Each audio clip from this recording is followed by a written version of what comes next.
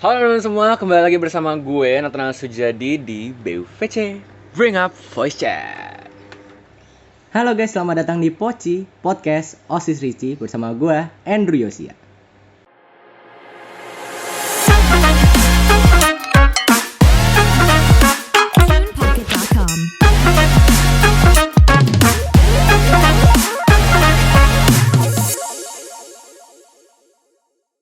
Wede. Halo Andrew. BTW, kita akhirnya terkabul nih ya untuk melaksanakan kolaborasi tapi di podcast kali ini. Andrew, apa kabar? Lagi ngapain? Lagi sibuk ngapain aja? Puji Tuhan, baik kabarnya. Lagi sibuknya ya. Kemarin habis PAS, habis mempersiapkan kelas meeting juga. Sekarang lagi waktunya saatnya liburan. Ya, di rumah aja. Di rumah aja. Kemarin habis kelas meeting ya? Kelas meeting betul. Ada apa aja sih kemarin kelas meeting? Kelas meeting tuh ada catur, Mobile Legends sama balas pantun. Balas pantun. Itu Bentar, kalau Mobile Legends kita paham lah kayak gimana modelnya. Oke. Catur kita paham. Balas pantun tuh gimana tuh balas pantun? Berbalas pantunnya tuh sama teman sendiri sekelas gitu, sudah mempersiapkan. Dan gimana penilaiannya sih kalau nggak salah ya kemarin tuh bagaimana dia bisa balasnya lancar pertama tuh. Oke. Ya kan. Terus chemistry-nya juga kan pastinya dan ada ya nggak boleh grogi, apalagi kan di dalam Zoom-nya itu ada cakep-cakepnya sendiri kan. Oh, iya. Nah, itu tuh yang nggak boleh grogi gitu. Oke. Itu menarik sih ya. Balas pantun. Gue belum pernah kepikiran sih kayak gitu. Ya. Balas pantun ya. Wow. Oke, menarik sekali. Kak Sapi sendiri apa kabar nih? Baik, puji Tuhan kemarin juga kita persis lah ya. Kita PAS-nya barengan juga. Tanggal-tanggalnya itu sangat stres ya. Sangat stres. PAS itu pelajarannya kayak wow, gue merasa belajar banyak banget selama semester ini ya, dan akhirnya harus PAS gitu. Terus kemarin abis PAS juga, kalau gue gak ada kelas meeting ya di SMA. Kita SMA gue gak membuat kelas meeting. Kita cuma bakal langsung fokusin Natalan nanti aja, dan Natalan pun juga kita nggak ada perlombaan sih, jadi lebih ke penampilan dan konser aja itu untuk Natalnya. Kenapa nih nggak ada kelas meeting tuh, kenapa sih?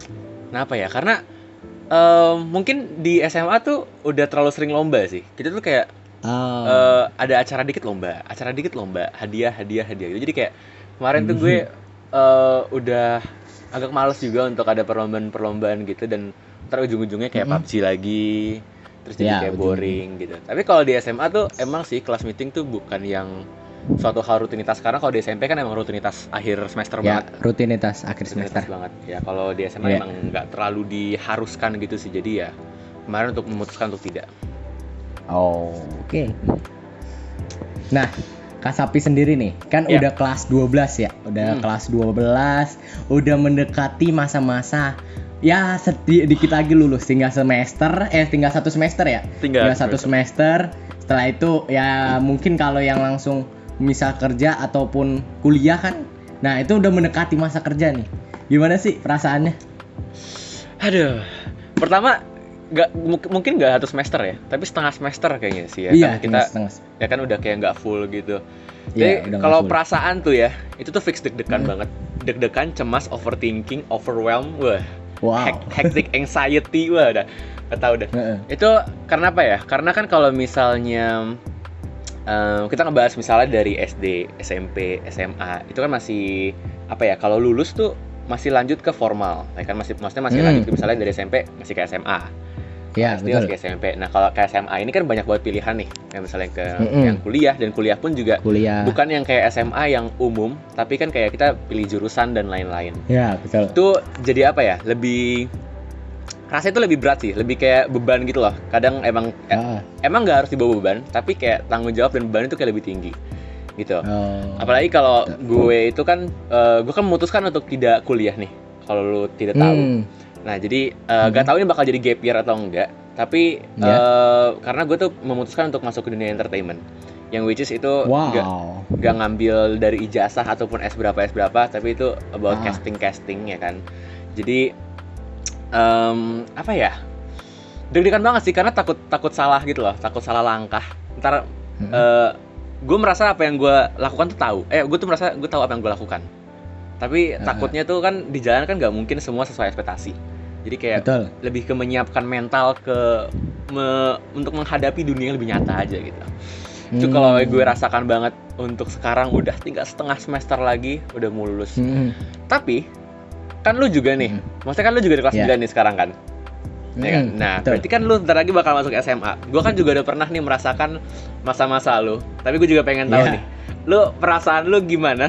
Lu akan meninggalkan dunia junior high school gitu dan masuk ke high school.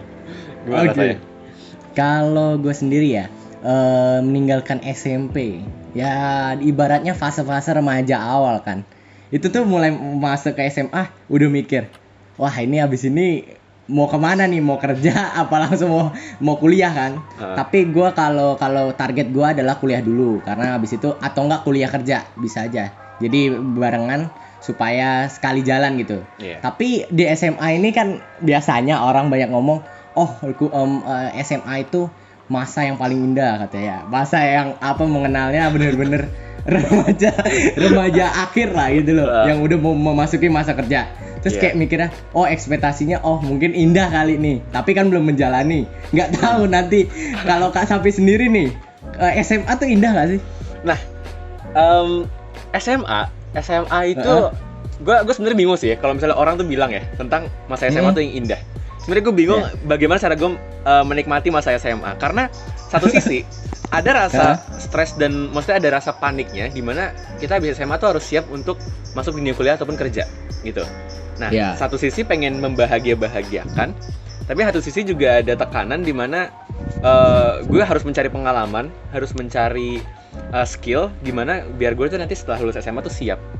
Tapi dengan masa-masa yang kayak gini, indahnya itu jadi relatif sih.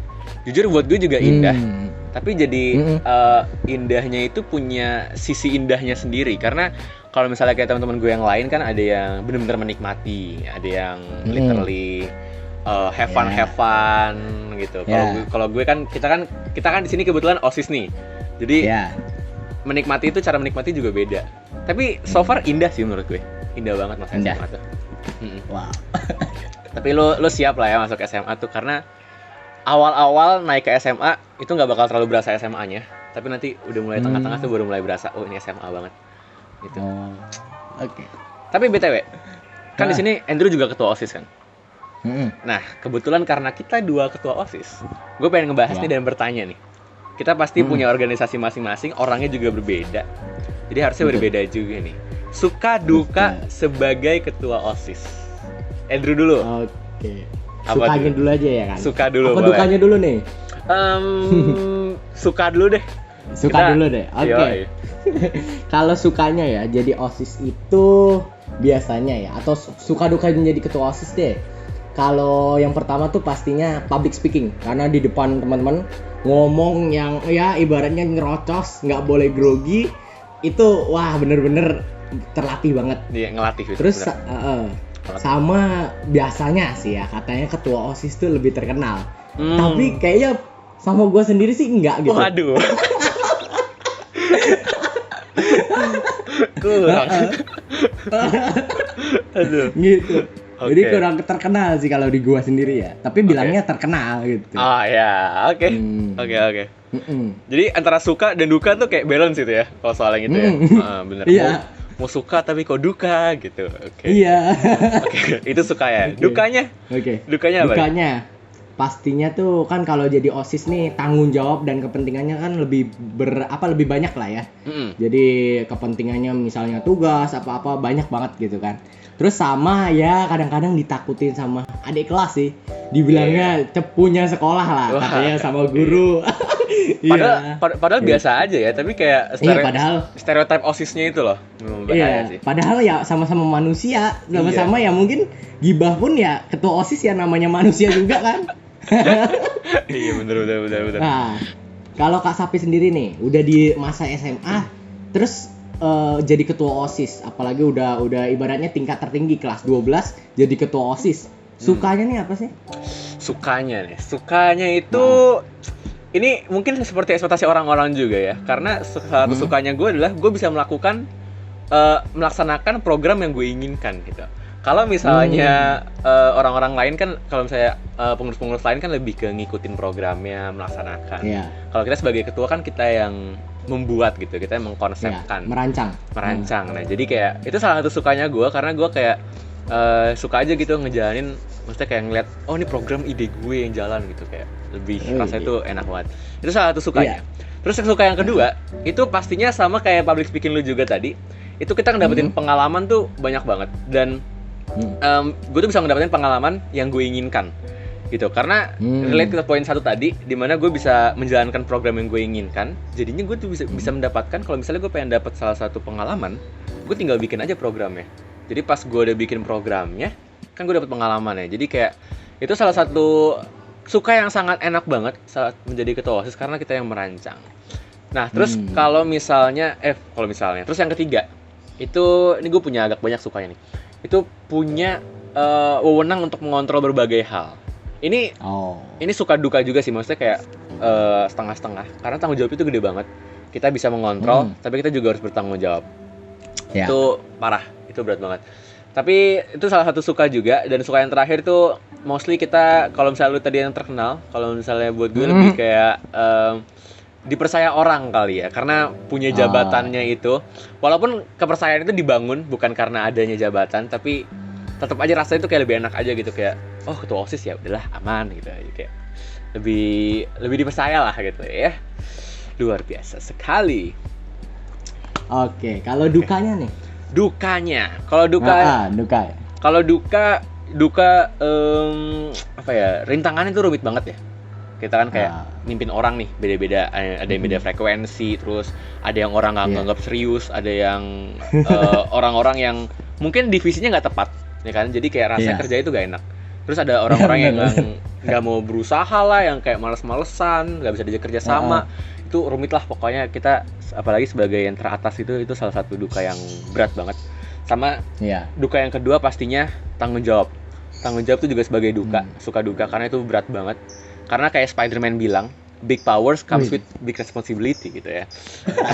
Karena kalau salah kan kita otomatis kita kena gitu kan. Itu sebagai ketua tuh otomatis kena. Terus kalau misalnya anak buah juga salah, kita nggak mungkin lari juga gitu. Kalau gue sih nggak mungkin lari, jadi kayak kita harus bertanggung jawab juga akhirnya. Itu pasti kena juga gitu. Pasti kena juga, ujung-ujungnya tuh mau kabur sejauh apapun tuh tetap kena. Iya. Jadi pasti kena. Iya, ini ketuanya mana? Ketuanya mana? Nah, iya, ketuanya mana nih? Intinya ini ketua OSISnya yang salah gitu. Mau gimana pun intinya ketua yang kena. Iya. Lu belum dukanya tadi. Kalau dukanya udah belum sih? Belum kan ya? Dukanya udah. Oh, udah. Tadi yang banyak kepentingan. Lupa. Salah. Ngelek. Oke, berarti itu suka duka. Kita punya perspektif masing-masing lah ya untuk di SMP, SMA juga. Nah, karena kita punya perspektif masing-masing, kehidupan OSIS masing-masing. Nah, gue pengen tahu nih, fun fact. Mungkin 5 fun fact dari kehidupan OSIS menurut Andrew di SMP.